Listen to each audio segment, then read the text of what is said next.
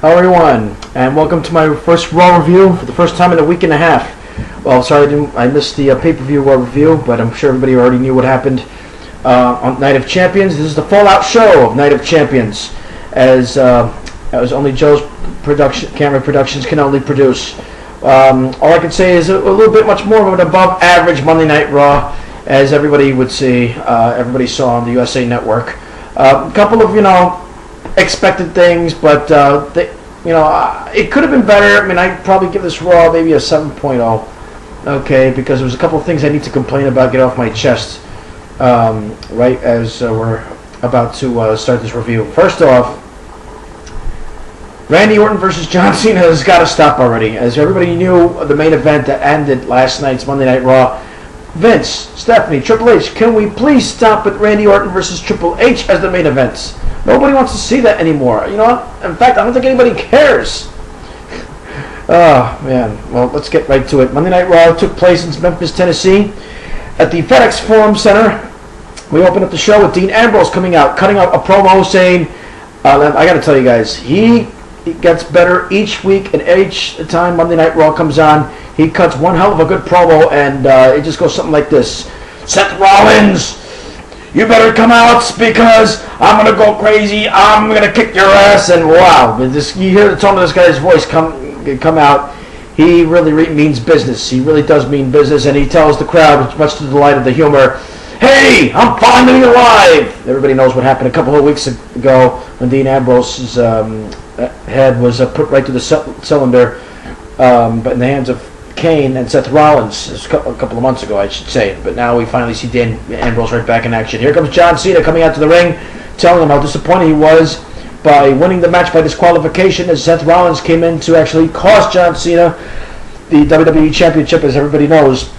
That Brock Lesnar only retained it only because of outside interference from Seth Rollins, and John Cena won by disqualification. It seems that in the cards, as John Cena is trying to find out, the Authority had something to do with John Cena not winning the WWE Championship at Night of Champions. So right after the two come out, Dean Ambrose all of a sudden tells John Cena, you better not get in my way because I gave you a warning. You don't mess with me, John, because I want Seth Rollins just as bad as you do. And of course John Cena with his usual little promo saying, I understand what you're trying to say, but Seth Rollins cost me the match. John Cena being the usual good guy, no charisma whatsoever. He's just doing it for the kids, trying not to swear. I mean, as long as he tries to be a tough guy, he will still be the same old John Cena with the same old shirts coming out. Out comes the Authority. There comes Triple H, accompanied by his wife Stephanie, Randy Orton, and the Money in the Bank ladder match winner, Seth Rollins, as they all come out. And of course, Corporate Kane, the corporate monster, Triple H comes out saying, neither of you guys are going to do anything tonight. Triple H coming out with his little, pretty much threats, saying that I'm the Authority. I can tell you guys what to do and everything. Well, we all know the whole deal. Orton, of course, coming out with his usual little stance, and then Orton and then of course John Cena and Seth Rollins looks at each other and says, you know what? We're going to do something all right. And Seth Rollins goes, yeah. They could run right out of the ring and run right after Seth Rollins, much to the delight of the Authority being in the way. And they start chasing Seth Rollins all the way to the backstage area, to the point where Seth Rollins throws out a random driver who was about to actually leave in the car, and John Cena and Seth Rollins chases him out after beating him up in the backstage area. Wow! And then he just drives off while these two, of course, are running around. And what a way to start off the show in the opening segments.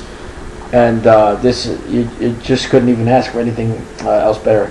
But anyway, out comes, you have another segment after the commercial break. Randy Orton, of course, talking to Triple H and Kane, saying, hey, listen,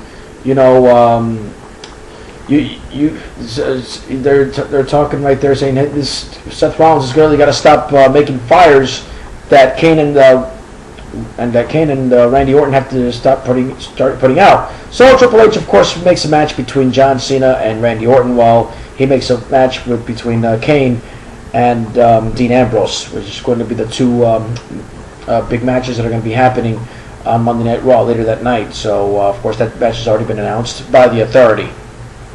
All right, as we kick off the first match of the night, the Intercontinental Championship match.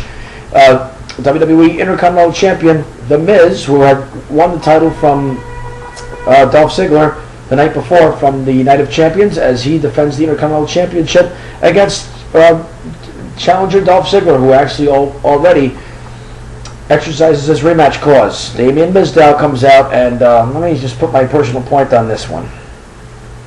This is getting lame already with this Damien Mizdow thing. I don't know what he did that pissed off a lot of people backstage, but this Mizdow thing has got to stop. His own gimmick, imitating people gimmick, has got to stop. It's just too much, you know. I don't know where they're going to go with this, but they got to find something for Damien Sandow. Otherwise, he's going to find himself out of the company, or maybe get demoted to NXT. I don't know what's going on, but anyway, so The Miz versus Dolph Ziggler, a pretty good match. I would give this match maybe a 7.6. You know, Dolph Ziggler doing everything he can with his technical skills, and The Miz of his acting skills. To me, I don't think The Miz is still the best physical wrestler, as you can see there, as of course, due to some outside interference and little mishaps by the stunt double, Damien Mizdow, Ziggler wins by beating The Miz 1, 2, 3 with a handful of tights. Miz was trying to get a handful of tights from Ziggler, but then Ziggler grabs a handful of tights. 1, 2, 3. Ziggler once again regains the Intercontinental Championship, and The Miz loses. So there you have it. Only 24 hours later, after Night of Champions winning it there, The Miz once again is a former Intercontinental Champion. So the winner by pinfall is Dolph Ziggler by grabbing the tights. All right, next we have the Believer, Bo Dallas, as he faces the All-American Jack Swagger. Why am I keep calling him this? I don't know. Bo Dallas, of course, faced Jack Swagger on Friday Night SmackDown, loses to him, and then he loses to him again. And so here we go, one-on-one Monday Night Raw as the two go at it. Bo Dallas has got to needs a lot of work on his hands. Did a pretty good job, you know, being called up from NXT. But I don't think Vince McMahon and the creative staff is feeling this Believe stuff. And Jack Swagger at least getting some wins in there, you know, and we thought he'd be the typical jobber to actually just start building up the character for Bo Dallas. Anyway, so Jack Swagger makes Bo Dallas submit, and after the match, Zeb Coulter gets to the microphone and says, "You know what, Bo? Believe that you lost!" And of course, he continues to be the mouthwork and the mouthpiece of Mr. Jack Swagger, as Jack Swagger still has yet to build charisma. My thoughts on Jack Swagger right now: start talking for yourself, because you're nothing without Zeb Coulter at this point. You know, I don't know how long Uncle Zebekiah is going to stick around, but start building your own persona and cutting your own promos a little bit better, because you, in my opinion, are Jack Boring. Not to borrow a phrase from another reviewer, but it's exactly what he's doing. He's boring the hell out of me every week that I see Jack Swagger. I can't stand the guy, you know. He sucks as a heel. He sucks as a face. Like I said a couple years ago, the only thing that actually entertained me about Jack Swagger was that smile that he had. And even DDP had a better smile than what Jack Swagger had. So there's your winner. Jack Swagger wins by a submission. Okay, so I don't know how else you would actually want to put it. Okay, next we have a one-on-one Divas match. Natalya, of course, the stars of Total Divas, as she's been escorted by Rosa Mendes to take on Summer Rae and Layla. Okay, Natalya, of course, wrestling very well, and Summer, you know, trying to work her way up right back to the main roster as she did. Went back to NXT, had to work a couple of moves, doing a movie and stuff like that, putting her in some angles with Layla and Fandango, so here she is again. So, so the winner is Natalya in a submission match. Summer cut a pretty good promo a little bit earlier, you know, and they're just grabbing that storyline from Total Divas and they're just putting it in on Monday Night Raw. So those who watch Total Divas pretty much know what happened between Summer and Natalya in that episode. Okay, we just have yet to see Rosa Mendes wrestle actually on Raw. We'll probably see it on Friday Night SmackDown, however you want to see it. So the winner is Natalya, as Natty wins it by submission. Okay, the next one we have Dean Ambrose versus the Big Red Monster Kane. Of course, Dean Ambrose wins the match with outside interference from Seth Rollins. Seth Rollins comes in, interferes, goes right after Dean Ambrose. Dean Ambrose, of course, doing what he has to do is go right after Seth Rollins. And there you have it. You know, the winner by disqualification is Dean Ambrose. Not much of what we saw there. So that's what we have seen. Okay, now we have a Triple H Kane and Seth Rollins segment as they were talking, and Triple H, of course, appears, and he finally catches up to Seth Rollins and says, "Hey, listen, you've been starting fires that Kane and Orton have to put out." And as Triple H was talking, he gets attacked by Dean Ambrose, attacking Seth Rollins, and the two just battling out backstage, trying to like separate the two. As this is happening, Dean Ambrose gets grabbed by security, by WWE security, by the authority, and he gets locked into a room with security. Stephanie, of course, orders Dean Ambrose to be locked in there towards the end of the show. So in order to keep Dean Ambrose from going after Seth Rollins or helping in any other type of way to interfere with the show as Monday Night Raw progresses. Okay, so that's what you have. All right, next we have a Roman Reigns video package as they're showing him recovering from his injuries.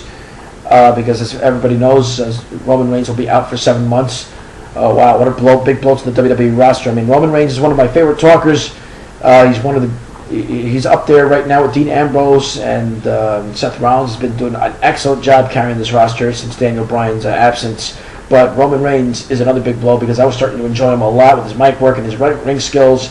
He is a very, very good talker, and he really doesn't need a gimmick to get over. His words really get to you as much as Dean Ambrose does. So hopefully Roman Reigns will be on the road to recovery and hope you get well. All right, next we have Sheamus and the Usos in a handicap match against Goldust and Stardust. The winners of this match, of course, is the Usos and the United States champion Sheamus beating the WWE Tag Team Champions, the new Tag Team Champions, Goldust and Stardust. As many of you, as you know, they both defeated the Usos to win the WWE Tag Team Championship. It was by a pinfall in that one. Okay, next we have Antonio Cesaro. Of course, this was a 6-man match. There wasn't a 3-on-2 handicap match, so my apologies on that one. You know, we continue to see Cesaro, wrestle well, and I think he's better off as a singles competitor, which we already know, but don't waste him up with Sheamus. I mean, that United States Championship match at Night of Champions, it was good, but Sheamus really doesn't have too much of ring skills as well as Antonio Cesaro has. They put him at Paul Heyman, you had him by himself. You had him as part of the two Real Americans with Jack Swagger, as he broke off from that triangle with Seb Culture and Jack Swagger when they were doing their heel days. He wins, of course, the big Andre the Giant Memorial Battle Royal back at WrestleMania 30. What does he get for it? A big trophy, but they really haven't advanced him this far much yet. I think, in my opinion, he should have won the United States Championship against the Celtic Warrior because Sheamus has done nothing for me. Not since he debuted back in 2010. And Sheamus sucks. I said it to you like 3 weeks ago. The only thing he says, "Oh, I heard a little story about me eating my Lucky Charms and, of course, beating up Heath Slater and putting me, and I'm now Triple H's workout partner." I'm like, okay, you know what? Sheamus, change your gimmick. You suck. He's going to have to do something than just a brogue kick because that's not a tough Irishman, in my opinion. And believe me, I have Irish friends that will tell you that. Okay, next we have Randy Orton, Seth Rollins. Okay, as they pretty much are having a little segments talking about what's going to happen in that one-on-one match between Randy Orton and John Cena. Seth Rollins and Kane, of course, reportedly tell Randy Orton, "Listen, don't worry, we got your back. We got a special surprise for John Cena tonight." As Randy Orton, of course, has a little big smirk on his smile. So Rollins and then Randy Orton's like, "All right, I could see where you're coming from, Orton. Not for nothing, but your character's starting to get watered down as a heel, so you want to try and see a little bit much more to give the fans what they want." Okay, I'm not saying anything bad about you, but try and pick it up a little bit much more with your little heel character. All right. Mark Henry addresses the crowd, telling them about he apologizes for his SummerSlam loss against Rusev. And as he's talking, out comes Rusev, and now a return match from SummerSlam. So now everybody's figuring Mark Henry's probably going to score a win this time. No. As everybody knows, Mark Henry is being watered down. He went from the World Heavyweight Champion after they give him that big heel push and that little feud he had with Daniel Bryan and the Big Show. Now it's just, and by the way, where the hell was the Big Show? Mark Henry loses again to Rusev by big pinfall. It's just really, you know, I think there's only an attempt to put Rusev over as a big heel. So, you know, at least Mark Henry does the right thing for the business. So he's going to put people over, you know. And this is something that John Cena needs to actually pick up. If your good friend Mark Henry, who works hard after all these years, going from the Olympics in 1996 all the way over to what you have now, you know, do the right thing, okay? If you want to really make the company look better and to create more superstars, John, it doesn't hurt. But you know why that's not going to happen? He's the golden boy, and he collects the merchandise. Sorry, Cena haters, but that's the way it is. All right. Next we have, this is the most ridiculous angles I've seen. Everybody knows what I'm about to talk about.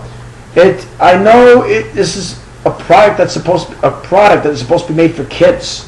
I understand this is a product that's going to be geared towards a family friendliness, much as to the disappointment of the adult fans. Even my nephews will tell you. Okay, I want to give a shout out to Michael and Jacksonetto. Hope you're enjoying my review, kids. Tell mommy what you think. But you could know pretty much what I'm going to get at right now, because this, I don't know where Stephanie's getting these writers. Where? What in the blue hell is this? What I just saw. And everybody knows I'm tinkling about what I'm going to talk about. Heath Slater and Titus O'Neil are put into a tag team match against Adam Rose and the Bunny. No, I think I felt like fast forwarding this match since I just saw it earlier today. You know, because I don't know. I just wanted to see how stupid this match was going to turn out. A bunny.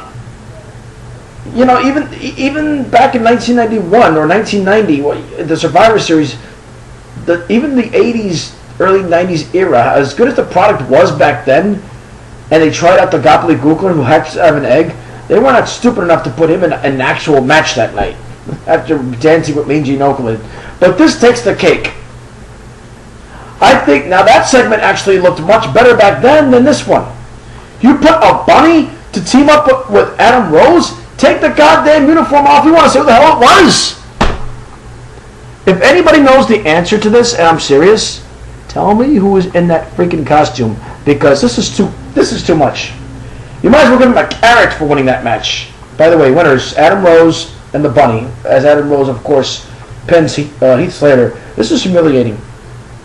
You degrade guys like Heath Slater and Titus O'Neil to get their ass kicked by a bunny? Next thing you know, we're going to see the Quick Bunny endorse this character. Maybe the WWE is trying to get endorsements from Nestle. I don't know. You know what I see? The Quick Bunny. His on TV. Have some Nestle's Quick! Along with WWE superstar Adam Rose and his own bunny! Party time all the time. And each powder of Nestle's Quick will come with a chocolate lollipop! Really, WWE? What am I seeing? You put a bunny to team up with Rose? Let me get on before I start running out of video. I'll explain to this in another video sometime. Alright. Nikki Bella comes out to address the crowd about the situation with Brie Bella. And of course Brie comes in and they cut, promos. I think their mic skills are getting much better. I don't care what they say, but Nikki and Brie trying to heat up this rivalry since Nikki turned on Brie at SummerSlam. Anyway, during that discussion, out comes AJ for the one-on-one match against Nikki, while of course, the WWE Divas Champion, and out comes the former Divas Champion, Paige, as she's a guest commentator. She was pretty funny when talking to JBL, but the winner is AJ by pinfalls as she beats Nikki Bella in the non-title Divas match. Alright, next we've got the Triple H segment, of course, talking to security, make sure that Dean Ambrose does not get out. A couple of screw-ups here in this segment and the main event. Okay, alright, here we go, the main event. John Cena comes out to face old rival Randy Orton. Everybody knows how Randy Orton John Cena matches are, so let me just cut to the chase. So the surprise that Kane and Seth Rollins had in store for Orton was a cinder block. Well, it was supposed to be a cinder block. They're going to put John Cena's head through the cinder block. I think the Cena haters would have not minded seeing that. Guess what? There's no cinder block underneath the block. It turns out to be Dean Ambrose. You see, it continues to go right after Seth Rollins, Kane, and Randy Orton. Of course, this ends in a disqualification. John Cena wins the match by DQ by defeating Randy Orton. And, of course, everything else happens from then on. So that's a nice way to close out Raw. A couple of things. Okay, let me get back to that stupid bunny thing. Don't ever let this happen again, WWE. Or, as a matter of fact, just continue that crap. The bunny in a ring. Wrestling with Adam Rose. Jerry Sorrentino, I'm going to tag you on this. I need to get your thoughts. Eric Martinez, I'll shout out to you. I want to get your thoughts. My shout outs to my Tishman-inspired co-workers, Tim Bowe, and of course, Mr. Kevin Lee, and Mr. Calderon, and Mr. Joe Rujo. Okay, I'm glad you're watching. And of course, from Atkins TV, Daniel Atkins, where he loves watching the WWE Network for only $9.99. Well, there goes my review for Monday Night Raw. Give me your comments, give me your thoughts, and especially the bunny. Peace out.